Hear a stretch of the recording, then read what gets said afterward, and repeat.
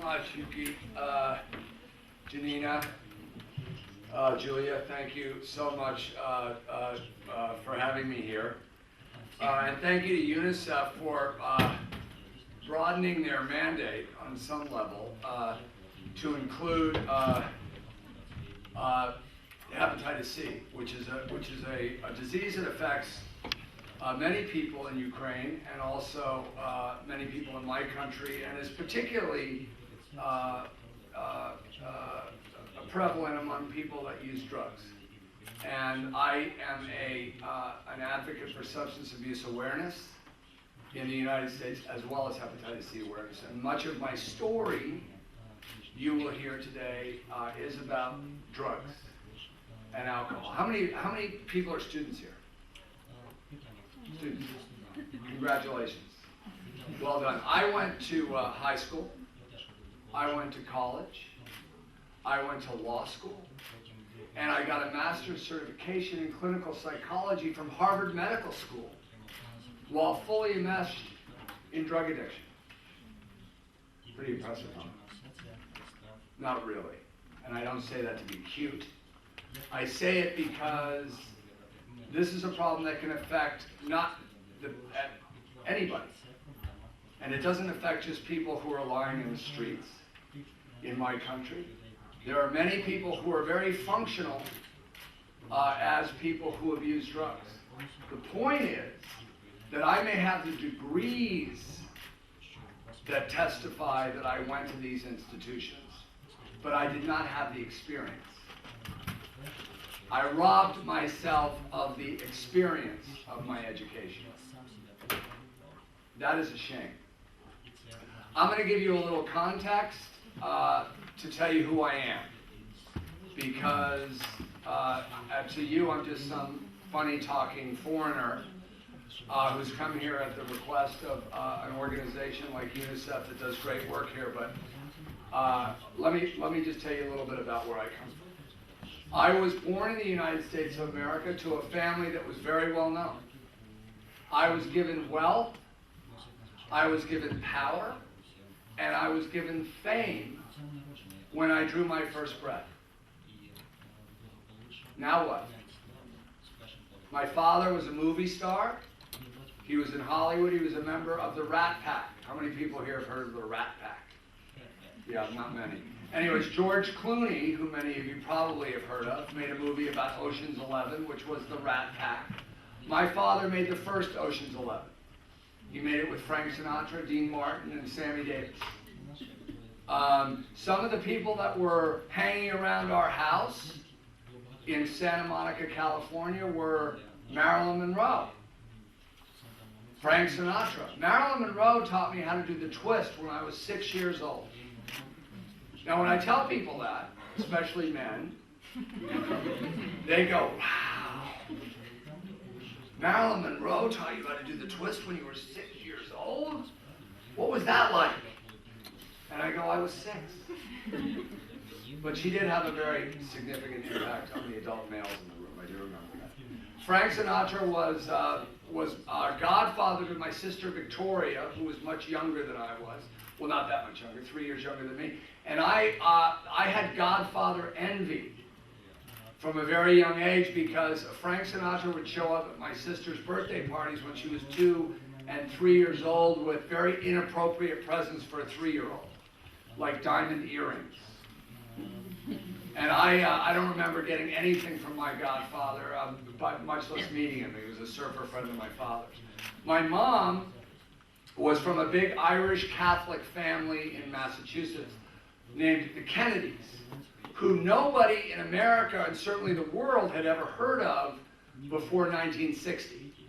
But in 1960, the Democrats, which is one of the political parties in my country, came to Los Angeles, where I lived, and they had their political convention, and they nominated my uncle to be president of the United States. His name was John F. Kennedy. And he would become the 35th president of the United States of America. I went to that convention. I was 5 years old. I wore a little red jacket, I had an American flag, and I was absolutely mesmerized by the American political process. But of course I was 5, so I got tired and fell asleep in my chair. My mom took me back to my uncle's hotel room and put me in his bed, and at 3 o'clock in the morning, after my uncle Jack was nominated to be President of the United States, he came into the room where I was sleeping, and he woke me up, and he looked at me and he said, "Christopher, I have been nominated to be President of the United States of America. It's going to be a very hard job. Will you help me?" And I rubbed the sleep from my eyes and I said, "Sure, Uncle Jack, but can we do it tomorrow because I'm kind of tired right now." But that was my life. Along with all of this privilege and power and wealth, I was also given a good dose of alcoholism and addiction. And the massive dysfunction that exists in a family where alcoholism doesn't just run, it gallops. I'm Irish. I've heard it said that God invented alcohol to keep the Irish from ruling the world. My family almost proved him wrong. See, we had privilege, we had power, and we had wealth. What we didn't understand is addiction ignores all of that. When I was 13 years old, I took my first drug. It was LSD. I had been asked for many, many months before I did that act if I wanted to take the LSD, and I had always said no. Because I knew deep down inside of me that it was the wrong thing to do. But on this day, I just said yes. And my life changed forever. I believe that I was the product of an addictive perfect storm. I believe I have the genetic predisposition towards addiction. We know today that this, in fact, exists, that people that come from alcoholism, that come from addiction, are more prone to do it themselves. It is a brain disorder.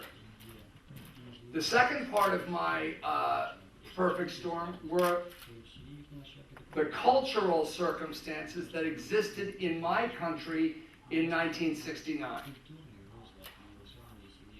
We had no knowledge of HIV/AIDS. We had no knowledge of HCV, hepatitis C. These diseases did not exist back then. The culture in 1969 in the United States was all about experimentation and expanding your mind, and sex, drugs, and rock and roll. We had no idea of what that kind of behavior could mean in a person's life down the road. And even if we had, I was 13. So I took, and the third part of my addictive perfect storm were my own personal circumstances. We know today that an adolescent who suffers great trauma in their life is much more susceptible to using drugs and alcohol. I was the product of divorce, and I had witnessed the brutal public assassinations of two of my uncles. I was an angry, terrified little kid, and I was looking for a way out, and drugs and alcohol gave me that way out. And once I put those chemicals in my body, all bets were off.